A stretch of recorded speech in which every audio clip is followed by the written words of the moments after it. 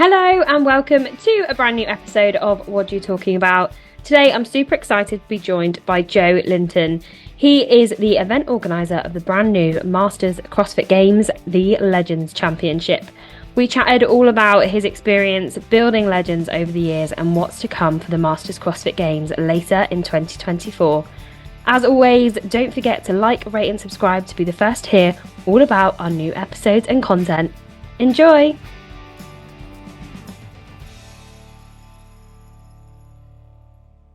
Joe, thank you so much for joining me. How are you doing? I'm doing great. Thank you very much. How are you? Yeah, I'm really well, thank you. What's this kind of time of year like for you? Because I know obviously you're heading out to Waterpalooza this week, but you've just come off, you're kind of on event come down almost, right? Because you had your event at the beginning of December. Like, are you feeling recovered? Are you feeling rested? So I have two young kids. They're 6 and 5. So when you come home, there's no really rest. You're coming home to a very active family. So, we went through the holidays. We had a lot of travel to get done, which we did, which is awesome. But then it's wrapping up Legends, also planning for the Masters games. And, rest and recovery is kind of when you can get it. And it's part of the process, I think, this first year, the inaugural year, if you will, for the Masters games, adding that to our plate. But, we're getting there. It's not that bad. So we're okay. Yeah. I think, you're right. The word rest doesn't exist with children under 10. No, they don't care, They don't. I know I just mentioned to you, obviously, so in the past week or so, there's been some bits in the CrossFit media about Legends and the prize money. I know it's all been clarified and cleared up, but for anyone who maybe doesn't know or is still kind of miscommunicated, do you want to just kind of clear up what happened and obviously what the communication was, that it was there was no issue? So the prize purse, which lack of, I guess, this year, has always been funded personally by Bob and myself. And year after year after year, we've thought if we, provided this, we would attract bigger and bigger sponsors, and which we are, which is great to see, but not quite enough to cover the prize purse that we've provided in the past. So, this year, in order to continue this competition and continue to provide a great in-person experience, we had to make sure that we didn't dip into our personal bank accounts, which basically happened this year. So we are still working through a few bills, a couple outstanding ones that we're going to pay up, and we're going to be squared away. But the good news is that Legends is finally at a profitable, slightly, barely profitable position, which is much different from years in past because we've continued to invest a lot of money, a lot of time into this competition. So we're still in the same position that we announced last week. As of right now, prize purse is not on the table. Now it's not crossed off completely. If we can make it through the next, month of the direction we're going, there's possibly a small one, but it definitely won't be like we've had in the past. But I'm excited about next year because, this year was like a recoup year. This year was paying off a lot of, to be honest, debt that we had basically of investing. And, we're already looking forward to next year, Legends December, not the Masters Games, the December event, with it being, we're able to provide that because it is important to us. It's not like we don't want to provide a prize purse. We do want to provide that. It's a great experience for the podium to receive, to compensate some bills, to pay for their travel. So we are working towards that. So I'm excited for next year and I have very high hopes that we will be able to provide a prize purse like we've had in the past in 2024. For sure. Thank you for commenting on that, because I know of a course. lot of things get said in the media and there's things can get miscommunicated, so it's always nice to kind of hear it straight, and it's such a great event. And so as you say, going in the right direction. And I want to talk about the kind of the beginning of Legends, but first I want to know, How did CrossFit start for you personally? Oh, personally, let me see. Low 20s. I'm 39 now. So, 17, 18 years ago. I grew up working out. My stepdad taught me a lot about, your typical Globo gym, workout, chest Mondays, back Tuesdays, legs and shoulders on Wednesday, rest day type of thing. Um, and then my sport of choice in high school and college was wrestling. So, doing hard workouts was a norm for me. So after college, one of my friends got accepted to the Los Angeles County Fire Department. And he was like, "Hey man, like help me get stronger." And I was like, I'm not a trainer. I only know what I know. He's like, "That's fine." So he worked out with me. So I, trained him. He went off to his fire academy. He came back a couple months later and he wanted to work out with me. And he's like, "Hey, let's do this workout. It's a CrossFit workout." I was like, "Okay." I've heard about it at that point. And I was like, "Okay, let's do it." And the workout was Fight Gone Bad. And he beat me, which, irked me. And I was like, "Okay, what the heck is this?" The feeling of just kind of being laid out on the floor, just like, having to work very hard and him beating me. I was like, "Okay, let's do it again." So we rested about 30 minutes and we did the workout again and I beat him. And I was like, "All right, cool, we're even." But ever since then, I was like, okay, CrossFit is something that, mentally and physically, my body just likes. I like, doing hard things. I like the challenge. I like that, feeling of, that you possibly can't finish this workout and you do, you surprise yourself every single time. So after that, I became a personal trainer a couple years later. I guess he kind of sparked that journey for me. I was a personal trainer at 24 Hour Fitness for about 6 months. And after that point, I decided to leave 24 and open up my own little personal training studio. Provided one-on-one sessions only.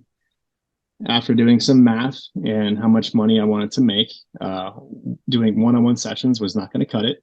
So we're like, "All right, start doing classes."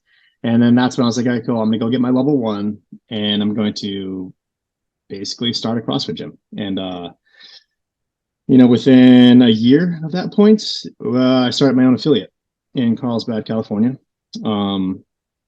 We started out with about 3,000 square feet in a, old school tin roof. It used to be a mechanic shop, and then it was a florist, and then it was woodworking. So it had multiple layers of business throughout this building. But it was really cool because it was old school CrossFit, tin roof, dirty building, but it fit really well with the time. This was about 2010, 2011, and that's when I started the affiliate and kind of just took off from there. Started coaching people one-on-one, started doing my own little competitions, which sparked Legends in 2017. And it's kind of just it's been a really cool journey going from personal trainer to now event organizer, I guess I call myself. So it's been fun. Yeah.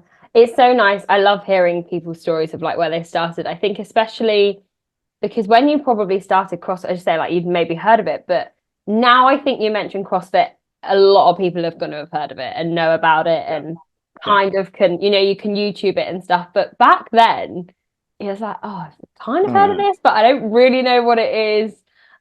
What do you obviously like being an event organizer, you see people from like all walks of life and having an affiliate. What do you think it is that draws people in, but more so keeps people? Oh, I think as a coach, especially, I think it's the challenge. It's like when you look at a workout and you're like, "That's crazy. That's just ridiculous." And then you do it and you complete it. And that is in itself, I think, addicting, in a good way.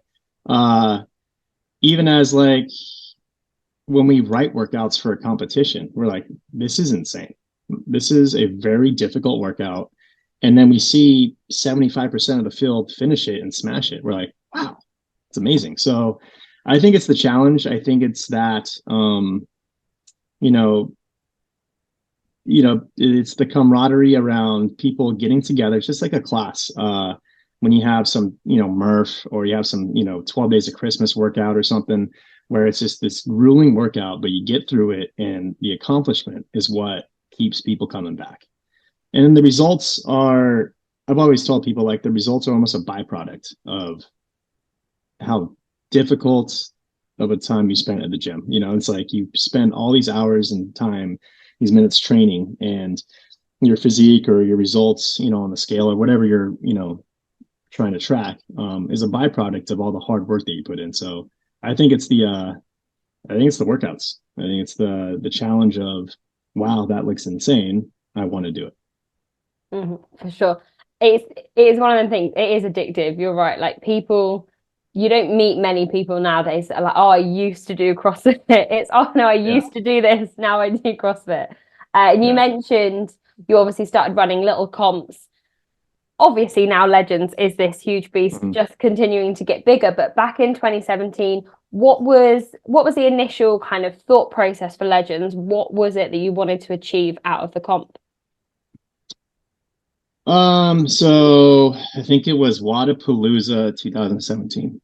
Nothing against Wadapalooza. They're a different type of competition, but um, just the way that the Masters athletes were positions treated, however you want to put it. Bob and I, my business partner, we weren't a fan of. We're like, we can do it better. We can provide something that it's their own competition.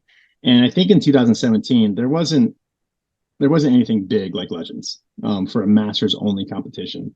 So it was his idea. So he came up to me in the gym. He's like, "Hey, do you want to start a Masters comp?" And this is like a week after we got back from Waterpalooza. I was like, "Yeah, sure, let's do it." And I think within 45 days we did the first Legends. Wow. Granted, it was a 1 day competition. I think it was like $50 to enter, and we had about 36 people sign up. And the furthest that someone came was from Los Angeles, which is like 2 to 3 hours away. Um, and we had to beg people to come. So we like did a 1 day comp. It was cool. A lot of people have great memories from it. But then just seeing everyone go through that Masters only comp, even it was only 36 people, but just seeing everyone have such a good time, we're like, let's do it again. And 18, we added scaled, and we got 54 people total. So not really that many more showed up. It was still a 1 day comp, still like, $50 entry, and you won a bag of protein or minimal stuff. Didn't have any gear provided. It was at my gym, at my affiliate. And then we were like, well, okay, if we want to make this serious, we need to replicate what the games does. We need to have a qualifier. We need to make it multi-day. So we did our online qualifier, first one in 2019. We had 384 people sign up worldwide. I think there was like 10 countries represented in the online qualifier. And we had 120 people invited to come to the gym. I think at that point we didn't have a 65 plus. It came up to 60 plus, which replicated what the games were at the time, I think. And Bob and I did it pretty much ourselves, which was we slept at my gym, even though we lived 20 minutes away. Yeah. We were up till like 3 a.m. doing scoring. We didn't have a score person. We inputted scoring, all the scores after the competition day. We were being MC, judging, moving equipment, every single day. But then it kind of just took off from there. I think everyone that saw the multi-day comp, we provided personalized gear from Born Primitive. And that's when we knew we had something special, and we wanted to kind of lean into that.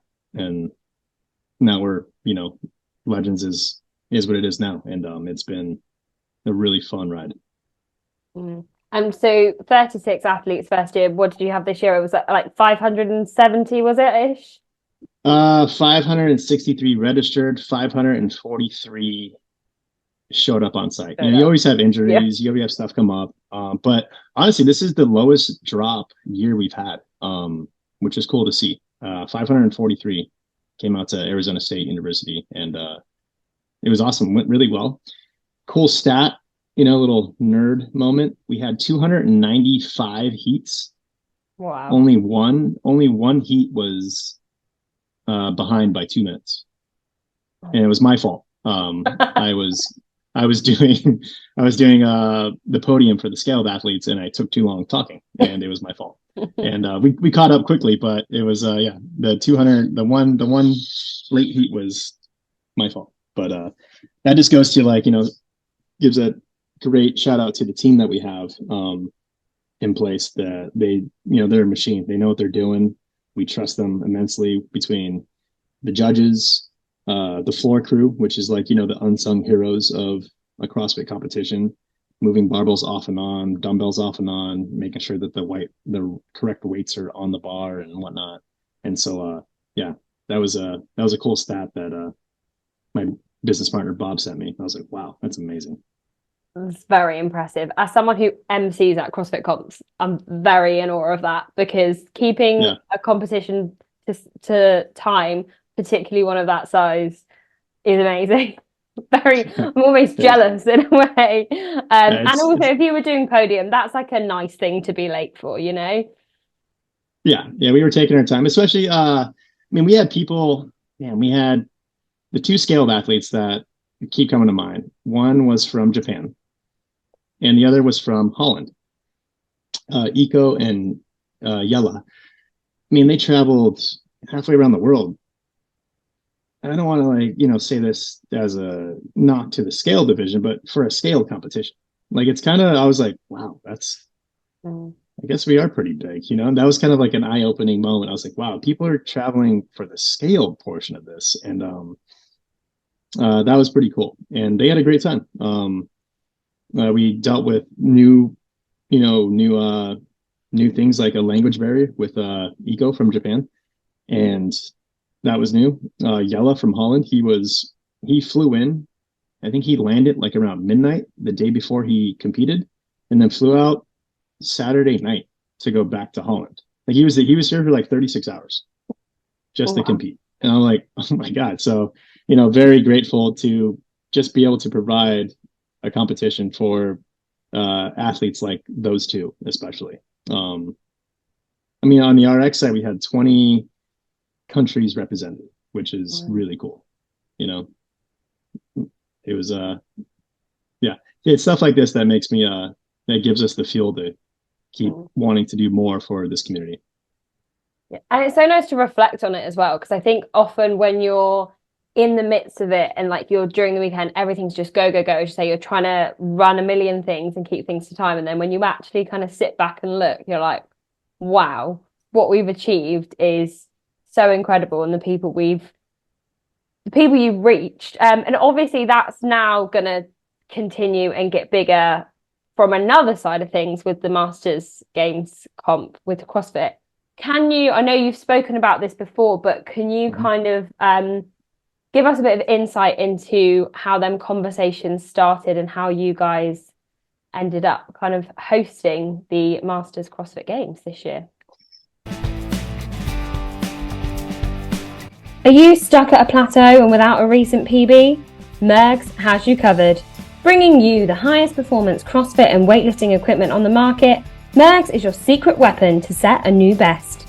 Whether that's knee sleeves, grips or tape, Mergs has everything you need to stay protected and performing. Head over to mergs.com now and save 15% on all orders with the code WOD15. Yeah, so Dave Castro reached out to Bob via text. We've known Dave loosely for many years. He used to live in Carlsbad, where my affiliate was. So when I had small comps, even legends, he's popped in and said hi, and took pictures and shook hands and all that stuff with people, which was really cool. So we had each other's contacts, and so Castro texts Bob. I think it was like, hey, we need to talk. It's about the games or something. I forget what it was. And Bob at the time was in Italy on a family vacation. And he's like, yeah, can this wait a couple of weeks? I'm on a, summer trip with my family. And Dave was like, no. So Bob's like, okay, so he, I think it was, just after breakfast for him in Italy. So he jumps on the phone, talks to Dave. Dave breaks down how he wants, how it's going to be split up. The master or the divisions are going to be split up from the 18 to 34 year olds, or the pros, if you will. And he's like, cool. He's like, I need to talk to Joe and make sure that he's in, and I'll get back to you. So Bob texts me with, hey, Dave Castro called me. He wants us to run the Masters Games. Call me when you can, which was like 11:45 my time, PM. And I'm, just got up to take my, old man pee. I see this text. I'm like, so I call him, doesn't pick up. He texts me back. He's like, hey, I'm at breakfast. I'll call you back later. I'm like, I'm not going to sleep, So he calls me about an hour after that. So it's like 12:30, almost 1 a.m. my time. He tells me, I'm like, holy crap, that's amazing. Definitely I want to have serious talks about this. I just accepted I'm not going to sleep that night. So I did a bunch of work, caught up on emails and got ahead of programming for people. And yeah, so then we had a Zoom call with Dave like a week later. And then from there, it's, just been talking with the HQ team and working through all of the business side of what it takes to host a games event, which is a lot. Like Legends is a lot. And now I'm like, okay, this is another step, which I enjoy. I enjoy challenges. And I'm like, okay, you're dealing with so many different people and so many different groups of, businesses and stuff. So it's been a challenge, which Jason Ansley, which is the new team member of ours, Bob and I, we're all ready for, and we're excited to kind of tackle. And it's been fun so far. And we're really excited to get past year one, we're in this for the long haul. We want to continue to provide something bigger and better every year. Like a couple of people at Legends pulled me aside. They're like, how the game's going to be year one. I'm like, well, it's going to be better than this. And if you tracked how Legends grew, we're going to do the same for the Masters Games. And they're like, oh my God, because we went from, again, 36 people to 543. We're like, we want to do the same thing for the games. We want to make it amazing. And otherwise we wouldn't want to do this. So that's our goal. It sounds like it's going to be amazing. And I think it's quite interesting to hear like how quickly almost that happened. But in terms of the reaction you had, because I think initially the announcement came out, you obviously, whatever came out, you were going to get people that were happy and that were unhappy with anything. Yeah. I think a lot of people potentially had quite brash reactions, weren't super happy about it.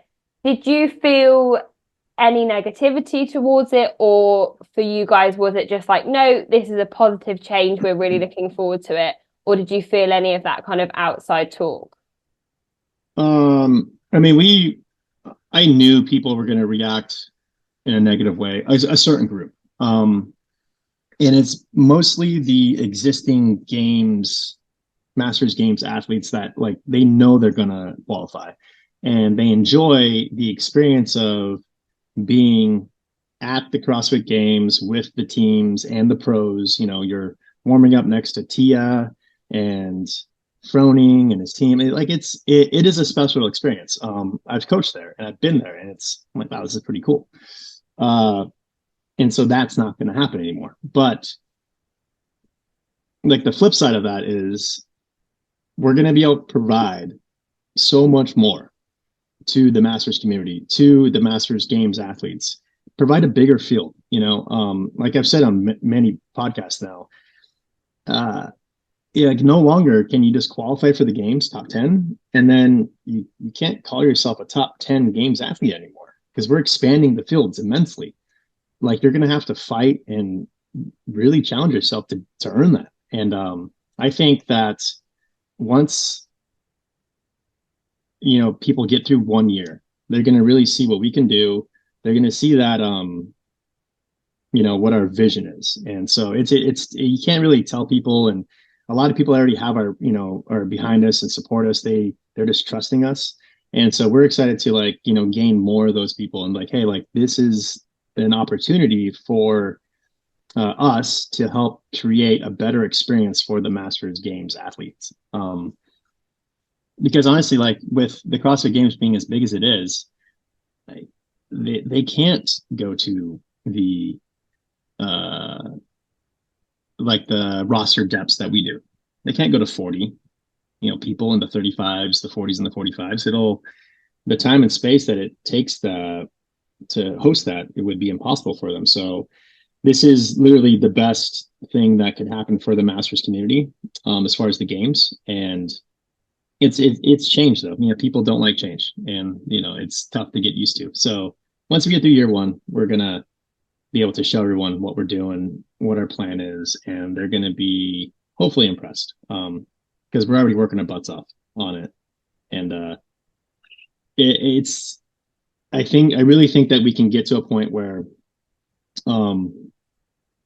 it's it's not it's not the pro games, but it's very close to it. That's the goal. I love that. And I think there's so many elements of it. I mean, one, obviously you guys are so passionate about what you do anyway. And it's interesting because when the announcement came out, I personally was like, yeah, great idea. This is amazing. And then I, opened Instagram and you saw like a million different opinions. And I was like, yeah, oh, do I have the wrong opinion? But actually, as you say, it's going to open so many opportunities for people. Yeah. And I think even like from a viewing experience, so much is packed into one weekend that you can't absorb it all. And actually the fact that this is going to be spread out, and you say like more coverage, more like you're going to get to know these athletes more, you're going to see more of them and open more opportunities, is such a incredible thing. With it being like a Masters category, I feel like I know the answer to this question, but you still get the same scale of competitiveness?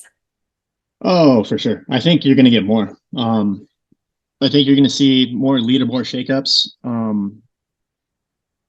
especially the way we program. We're programming the games with the final stamp of CrossFit HQ, Bosman and team. We've already finished our third draft for the games, Masters Games, and we're going to send that over to CrossFit soon. And it has our stamp of what we feel like is a good test, with Rogue Fitness being the equipment sponsor.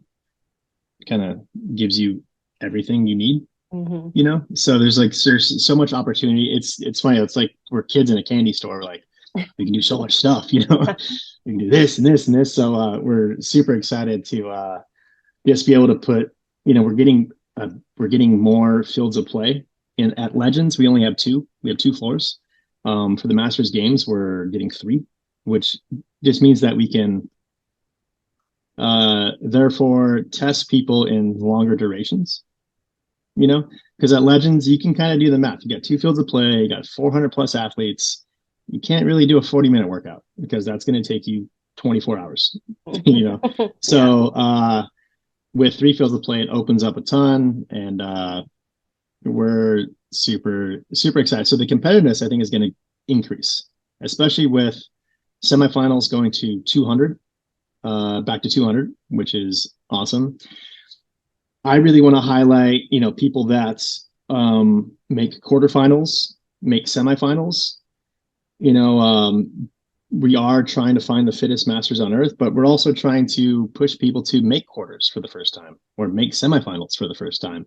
And it gives them an opportunity to, put that badge, that feather in their cap on their profile, which is really cool. I think that that needs to be celebrated. We have plans to highlight athletes just like I described. Not just highlight the games athletes, but highlight the people that work their butt off to get, to make it to quarters. They got their first chest to bar. They got their first muscle up.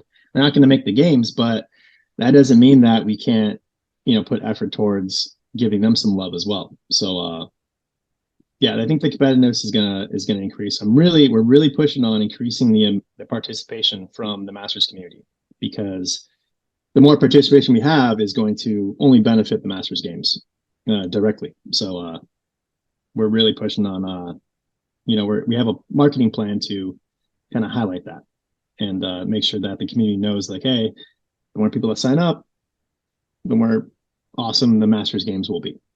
Mm-hmm. So I'm so excited. I think it's one of the best things that's happened, in a long time, and particularly for Masters athletes. It's one of them divisions that I think you watch, and it's probably similar to the games in the sense of you don't really realize how hard what they're doing is, and then you kind of sit back and you're like, oh wow, they're that age, they're at that skill. It's just so impressive.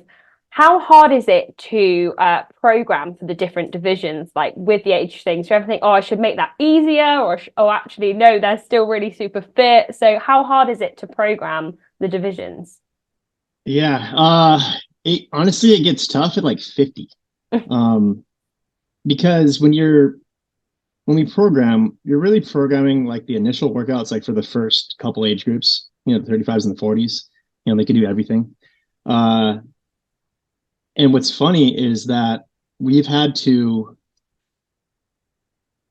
the older age groups are getting better faster than the younger age groups, if that makes any sense. Yeah. So we've had to scale less on like the 60 plus than we've had to in the past.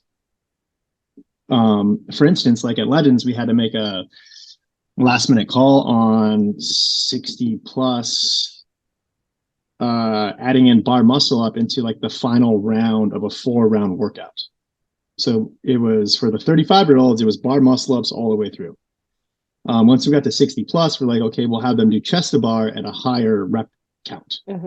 But then once we kind of got some feedback, kind of polled the audience loosely, we found out like 75% of them can do bar muscle ups. Now in volume, that's another thing. So we did 3 rounds of chest to bar. In the final round, they got to showcase that skill that they have of bar muscle ups, which means like you don't have to make them do bar muscle ups from the get-go and like no one's going to finish the workout, but you can allow them to work their butt off and then showcase that skill. So it's difficult. It's funny. It's difficult like 50 plus, because again, they're getting better. It's funny. Like we have legends that have been doing it 6-7 years. Like they were 42 when they started, 43. Now they're 50. You're like, wow, like they're getting better. They're lifting more weight. They are, can do more ring muscle ups. They can do strict handstand push-ups, wherein, 2020, 2021, that wasn't a thing. Now we're like, okay, we need to really pay attention to the 50 plus, because again, they're getting better. That's the difficult part. The 35 plus, the 35s, we program hard workouts and they tackle them at the weights that we do. But, the difficult part is the 50 plus, which we continually have to, we're still learning on how to program better for them. And that's the thing, people just keep getting better. Like I think there's about like the teams that are kind of going into potentially their individual careers, and it's like, well, they've got 10 years of experience already, like going, or however much. It's so impressive. And there's obviously, quite a natural step for a lot of the individual games athletes is to go on to the Masters category at the games. I know you've had games athletes at Legends previous. Obviously, there's potential that you're going to get quite a few of them now. Does that change your thoughts like at all on the programming, and you think, oh, there's going to be a higher level, or are you still like, well, no, because the 35 plus division's strong anyway? Like, does the potential of having individual athletes there that are fresh off the games almost, does that change it in any way? Not really, because we've been told many times by multi-year games athletes that Legends programming has been more difficult than the CrossFit Games. We are really aggressive. We are known to, like, you have to be strong and fast. You have to earn your strength. You have to earn your right to showcase a skill, like strict handstand push-ups, handstand walk. We've always, like, I think it's through the coaching that I provided too, and then Bob and seeing him develop as an athlete. I'm like, no, like you don't get to handstand walk right away. How about you do 50 GHDs, 40 deadlifts, and then you handstand walk 300 feet?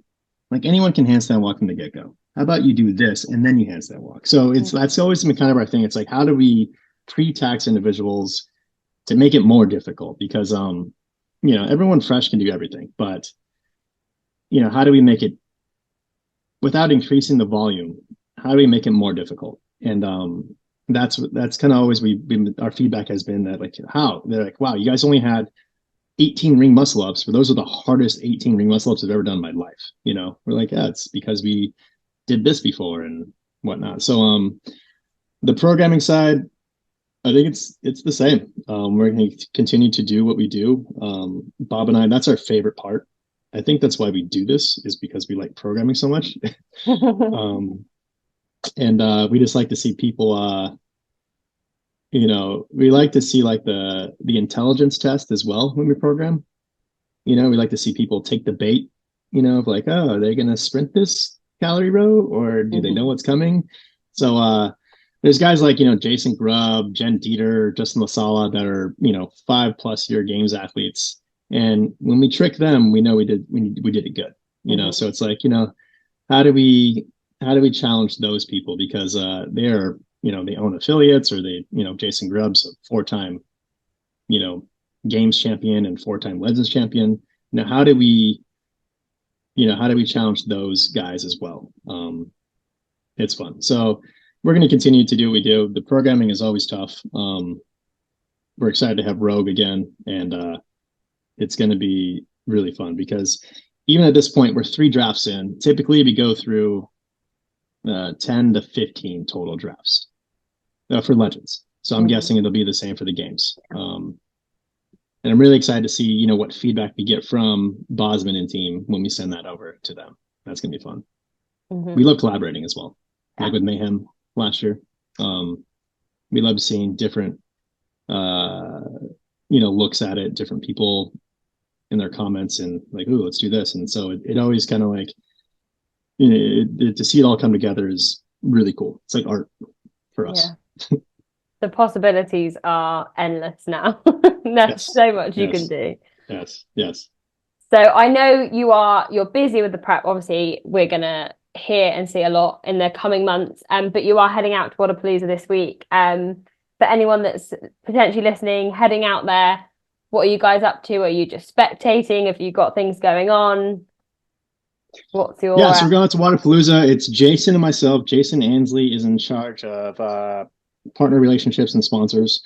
So our main goal is to go out there and just talk to sponsors, make them, introduce ourselves, make them aware of what our plan is for the Masters Games and Legends in December. Mostly it's to push the Masters Games and getting sponsors on board. We want people to talk to us directly rather than just like an email or a phone call or a Zoom call. We want to face-to-face handshake. Hey, this is what we're about. That's our main gig. We're going to see a lot of Legends and a lot of Masters community there. So we'll say hi and talk, but our main goal is to go out, meet sponsors, and try to secure relationships for the Masters Games, because that's what's ultimately going to make it better. We already know what we know. We're getting very close to a venue. It's between Birmingham, Alabama, and Orlando, Florida. Ohio is also a possibility, but hopefully in the next week we'll have the venue secured, and we're going to announce that right away. But getting sponsors, is connected face to face is important to us. I think it's an old school thing. We're masters, so we want to shake hands and say hi in person. So that's our main goal at Wadapalooza. For sure. It makes such a difference seeing people, everyone, I think since COVID, obviously everyone speaks so much on screens. Yeah. And whilst I'm so grateful for it because it allows me to do my job, it's also super, super nice to see people in person. I'm going to let you go very soon, but I have to ask you our quickfire questions that we ask everyone that comes on the show. I know you're obviously previous coach, etc. You coach a lot, you program a lot, so you can answer this either as a programmer or as an athlete. Favorite lift? Squat, clean, thruster. Nice. No one's ever said that for sure. Yeah. Favorite overall movement? Overhead squat. Nice. Favorite benchmark workout? Diane. And if you were to either go to the games on a team yourself, or you could build, I'm going to say actually a Masters dream team, who would you have on it? Jason Grubb, Jen Dieter, Cindy Hinkle. Wait, how many people are on the team? 4. So I need another man. You Ryan can be on Retke. it. I can be on it. I don't think I'm good enough. I don't want to be on it. Ryan Retke. That'd be a great team. Yeah. I see that coming in the future. Who knows? Masters teams. Yeah. No, it's definitely a possibility. We're gonna push. We're gonna stress the system. We're gonna push everything we can. For sure. Well, I'm super looking forward to it. And thank you so much for your insight and for taking the time to chat to us. And we look forward to hearing and seeing a lot more of you in the future, I'm sure. Cool. Awesome. Thank you for your time. That was awesome.